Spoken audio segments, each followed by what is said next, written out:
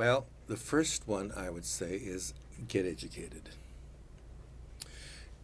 Get on the internet, whatever way you can, find out all you can about this disease from the perspective of the parameters that your doctor has given you about your specific kind of cancer, like where on the Gleason scale are you, and all of that. Because in the end, you need to be in charge of your own health. Do not give it over to your urologist or your family doctor. You need to be the one to be in charge of yourself. And I've had some experiences with family members, because it's kind of in my family, where they did not do that, and they got some advice that wasn't probably the best for them, and they ended up not surviving. So if you're really serious about surviving this thing and wanting the best outcomes for yourself, be in charge of yourself. I would say as well, point 2 is get a second opinion. Don't be satisfied with just the first opinion you get from your urologist or whoever you go to. Take it in and study that with your own research, and then go and get something else, another opinion, which I didn't do. And now, in retrospect, I wish I had.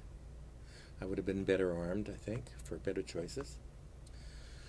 When it comes down to the type of therapy that is being outlined, make sure you know the ins and outs and the consequences of each one of those therapies, because they can be life-changing forever. So make sure you know what they are. Talk to, again, it goes back to the education thing, talk to as many people that you can that have had this experience. I know my family doctor, for many years after I had my experience, would call me up and say, "Bob, I've got somebody else in your situation. Would you mind meeting them for coffee and having a chit-chat with them and just let them talk and ask questions?" And I said, "I'd be more than happy to do that." So those kinds of opportunities are very important. Some of my staff, they would call me, "Oh, Bob, my father-in-law has all of a sudden got this," or "my brother has done. Would you mind if they gave you a call and talk to you about this, that, or the other thing?" I said, "I'd be very happy to do that." And so that's a really key, important component, I think, of being in charge of your own health care plan, is talking to people that have had that experience. And you can, any little bit of information that you can add to your background, the better it is for you.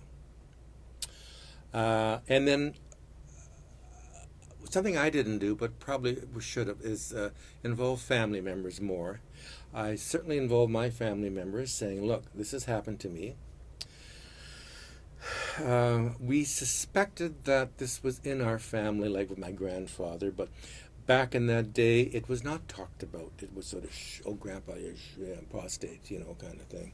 And it, for whatever reason, probably the sexuality component kept them quiet.